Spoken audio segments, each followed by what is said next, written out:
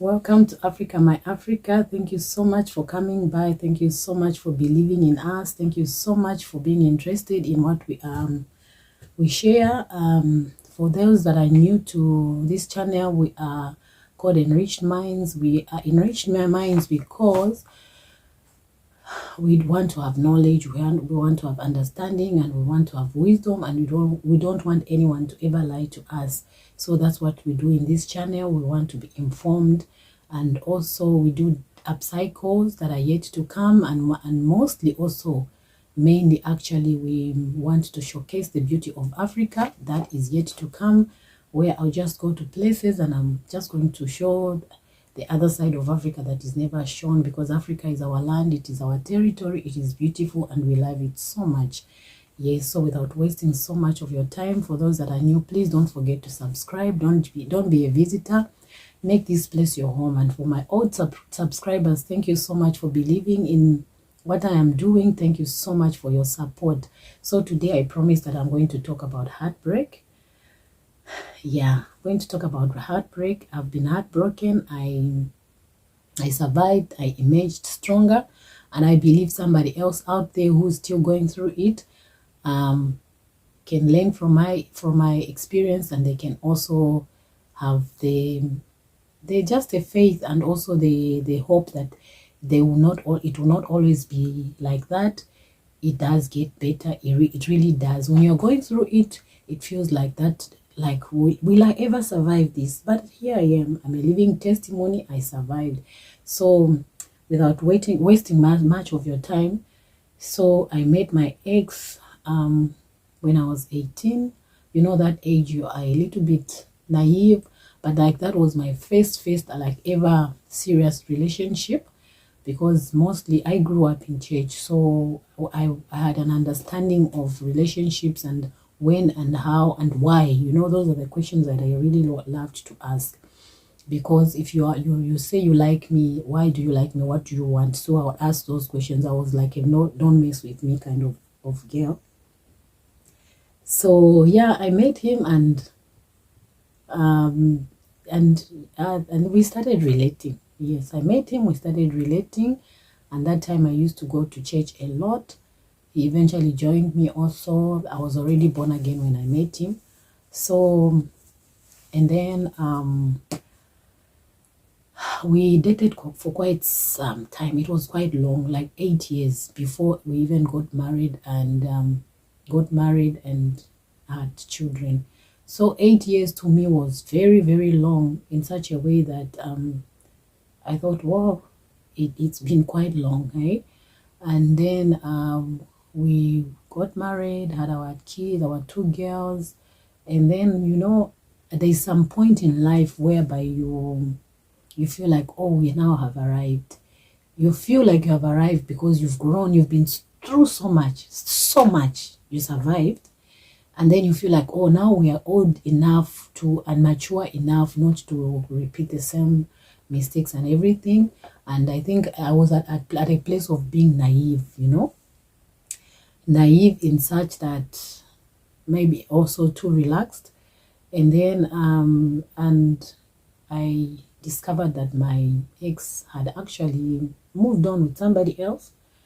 So when I discovered and learned that he had moved on with somebody else, so you know, they've moved on and you think you're okay, and then when you confront, and then they tell you in your face that they are done with you. So what do? Heartbreak.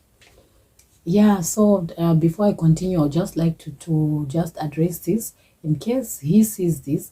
In case, let me address him. If in case you see this, this is not about you. It's about me telling my story, my life, so that somebody out there can also learn from my experience, and they can also know that it's actually, it gets better. It does get better. So it's not, I'm not here to bash you. I'm here to just talk about my experience, because I know somebody out there will be able to be helped.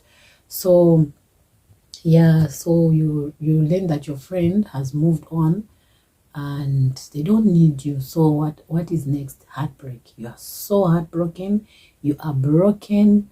You know, divorce is like, it's almost like death. You're mourning the death of somebody who is alive, because now you thought, oh, this is somebody I'll grow old with and everything, and then suddenly, everything is just, you've just lost everything. So it felt like that. And remember, I'm in a foreign country, I don't have family.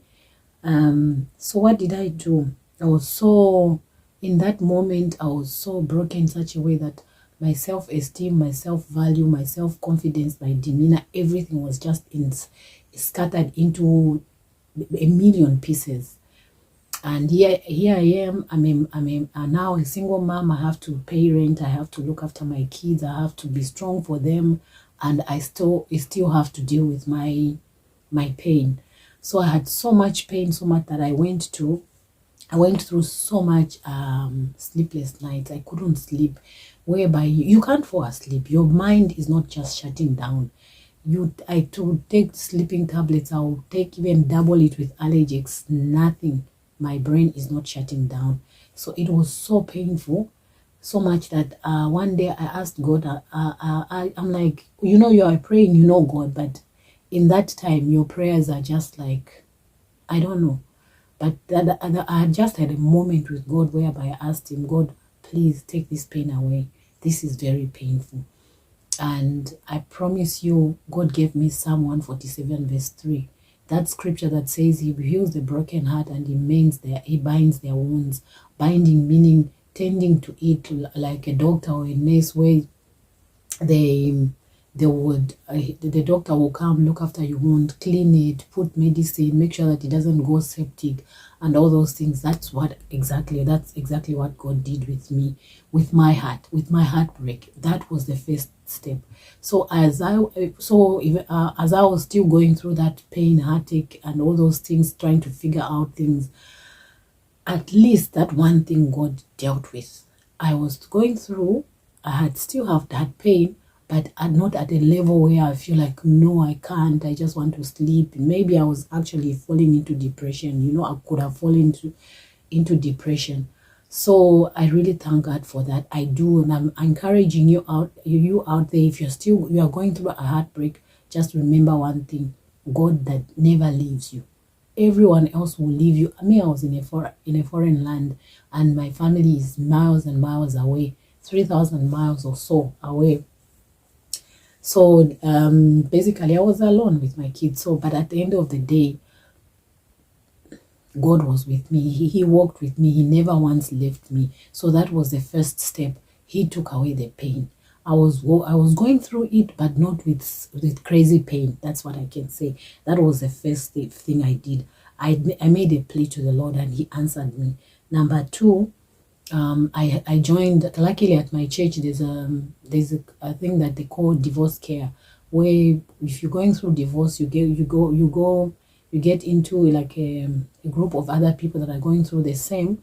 So you get to meet once a week, you talk about the situation. So I realized, actually, I'm not alone. There's so many people going through this, and so we would encourage each other. And mind you, they made sure that you're not mixed. We never mixed men and women together. Why? Because it's very sensitive. You start at trauma bonding, or if you end up finding yourself in trauma bonding and creating chaotic relationships. So they make sure it's women and men, and yeah. So I'm in that time we would talk about our situations, and it felt better. It felt better. We really learned so much. They really worked with us. And also I realized through that time of my heartbreak that actually I don't even have friends. So sometimes when you are married, your life is centered on family, work, home, family, work, home, family, work, home. You realize actually that you don't have your tribe, you don't have your girls, you don't even have much of a social life, because it's me, my husband, my children, maybe church and all those things. So I actually realized I didn't even have friends. So you know what I did? I asked the Lord. That's the second point. The first one, I made a plea to the Lord to heal my heart. The second point, I asked the Lord for friends. That's when I actually learned that friendship is spiritual. We don't just go around as to calling everyone my friend, I prayed and I asked the Lord that, Lord, please give me friends. So like the Bible, you know, the Jonathan, David and Jonathan friendship, it's in Samuel. I'll put it up there. It's in First Samuel, yes, where Jonathan and David's friendship, that was a God ordained friendship. You know, so like my encouragement to you out there also, ask God for friends so that you can have the right friends that God has given you that you can work with. Because friendship also, it's not one day I'll do a video on friendship. You can't go about calling everyone my friend, my friend. Yes, we do have friends, but there's general friends, but there's those really, really, really God ordained friends, so sisters, you know. So I asked the Lord for that. I prayed, and in that group where we're having our divorce care group, I got to know one of the ladies. We got together and everything, but God gave me that one friend. You don't need a lot of friends. True friends, you don't need a lot of them. You know, this one is my soul sister. A shout out to you. I won't mention your name. You know yourself. I always tell you, God gave you to me in the time when I was really shattered and broken. We were both shattered and broken. We encouraged each other. We would go for beach walks. We'll go for tea. We'll go for coffee, and we just talk non-stop. And the girls knew once I say I'm meeting her, then they know these ones. They will go on and on and on. She would come home and drop me home. We would still sit in the car and talk and talk and talk. So that's my friend, and she's very special to me. Even now, we don't spend a lot of time together. That's another thing with friendship. Good. True friends, you don't need to have everyday meeting and say, oh, this is my friend. True friends, it's 5 minutes, 10 minutes. In that 5 minutes and 10 minutes, something must change in your life. That conversation must change you. Those are the types of friends that I really treasure, and I encourage you also to ask the Lord for friendships. Don't just want to be friends with everyone. So some friends will just bring confusion in your life. So yeah, that's my encouragement. God gave me that one friend. We are still friends even up to now. I love you. Yeah, I'm telling her I love you. When you watch this, remember that I love you. You are very special to me. She's my soul friend. She's my soul sister. Yeah, so I ask God for friends. You know, being in a foreign land, being a single mom, and being alone. But God just sorted me out, you know. I never slept hungry. I never slept outside. Why? Because God was so gracious, you know. You were used to having 2 salaries. Suddenly, it's only you and yourself. God has been good. He has been sustaining us, and I really thank God for that. And then the other thing, I did note it's easier, you know. I did some notes. It's easier for me. Yeah. Then number 4, the other thing that I did, that was number 2, the plea. Number 3, I started saving at church. You know, we had a program at church where people would come, then you cancel them, they're going through things, you cancel them, they give them food parcels and everything. So I started canceling people at church. Meanwhile, I'm busy canceling people. My life is in shambles. So that's the other thing that I did. I went and saved at church. Even if you don't go to church, go in the streets and just go and encourage somebody. Go and love somebody. Go and care for somebody in the moment when you've been deserted, you've been abandoned. So I did that, and I don't know even how I realized that I should do these things, but I just had to do something because, you know, I just found that it's me and myself and my God and my kids. So actually I started a journey of self-discovery. I started going to the gym. I loved going to the gym. That was like a therapy. I started eating well and all those. And I started looking after myself.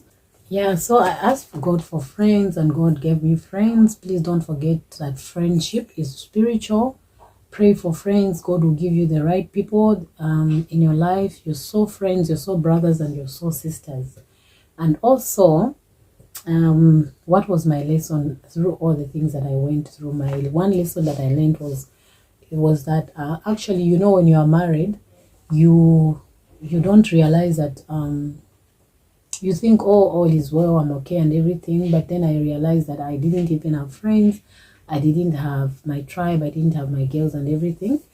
So I had to go on that journey of a journey of self discovery. Actually, I even realized that I had lost myself. I would jokingly say that I actually didn't even know who my name was. Because you don't know. Like growing up, I used to love reading. I had stopped reading. I had stopped doing the things that I loved. So I started reading again. I created a reading club. We would read, and then we would have book reviews. I started going to the gym. I started eating healthy, taking care of myself, and my self-value, self-esteem was boosted. That's something. Also, the other mistake that we make usually, because first we were taught that you go to school, study, and after that you get married, and then you have kids, and so in your life you just never have time for yourself, for self-discovery. My encouragement to you, please go on a self-discovery journey. If you're not yet married, if you're not yet dating, don't go bringing people in your life if you to love, to care for, to value, when you don't even value yourself, you don't esteem yourself, you don't even have confidence in yourself, and you expect to go and value somebody else, to believe in somebody else, to esteem somebody else. Go on that journey, and I promise you, when you do that, you'll be the best partner. Because why? You're not going to be clingy, needy. You're not going to be too expectant. Because if I had done a self-discovery journey before I got married, I wouldn't have